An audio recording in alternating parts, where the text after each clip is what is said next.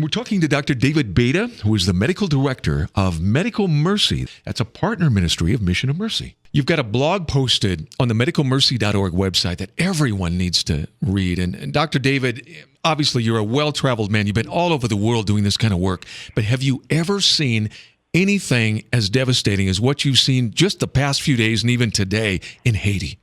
No, this is one of the worst. Even when I was in Cambodia, this is really devastating. Where we're at, where we've been for the last couple of days, we've actually been in a street, a very small street, backed up into the dead end of this street with houses that have crumbled all around us, and establishing literally a makeshift field site with tarps, and we're just taking care of trauma and lacerations and broken bones and comatose people and little babies, and doing the best we can because there's really nobody out there. Everyone is so scattered. The medical support is so diluted. We are feeling it ourselves as individuals. You probably really need our prayers so that you don't get overwhelmed by all of this. Well, that's the truth. We come home at night and we are exhausted both physically and mentally, and we spend a great deal of time after we eat reflecting, talking, and above all, just praying for strength and praying for understanding and wisdom and just to keep us moving forward. We see the pictures on TV back here in America at night, and we see the look in the people's eyes and the atmosphere that they're surrounded in. We just can't even really imagine what it really, truly must be like for them. I'll tell you, when we got here and over the last couple of days, those pictures are exactly what you see. But I'll tell you what we see and what we feel. I sit in the middle of this rubble, and I'm holding the hand of a young girl who's just barely awake. And she opens her eyes, and what you see is blankness. There's nothing there. And what you're also feeling is how cold she is. And you look around, and you see how cold everything is and how people have been literally devastated. And then the smell is absolutely incredible. Where we're at, like with houses and rubbles around us, there are dozens of people that are buried in there. Oh, my. Well, Dr. Beyda, just in looking at this, one can't help but think that this is going to be a very long-term recovery process that will take years to accomplish, don't you think?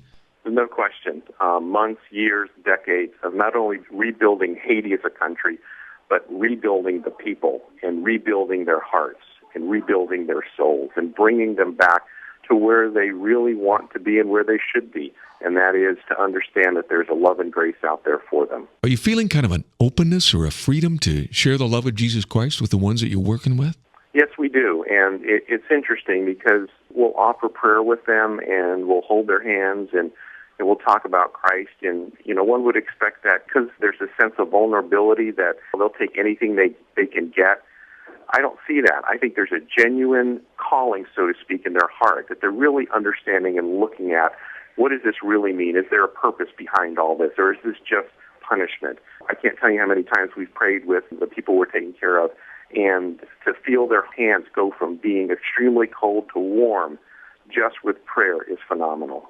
Thank you so much, Dr. David, for the huge heart that you have for these forgotten children and these hurting people in Haiti. So many of them are going to be orphan kids, aren't they? And boy, that brings up a whole nother dimension here. I think down the road, we're going to be planning to build some orphanages in Haiti. It's got to happen. Well, I'll tell you what happened today. Yesterday, we took care of two babies. They came in. They were severely dehydrated. They were not responsive. We put IVs in them, gave them fluid, got them at least to become a little bit more conscious. They were at least opening their eyes and sucking. We sent them home, and this morning, the mother of one of those babies came to our field site, walked in, handed the baby to one of our nurses, and said, "Take him," and she walked away.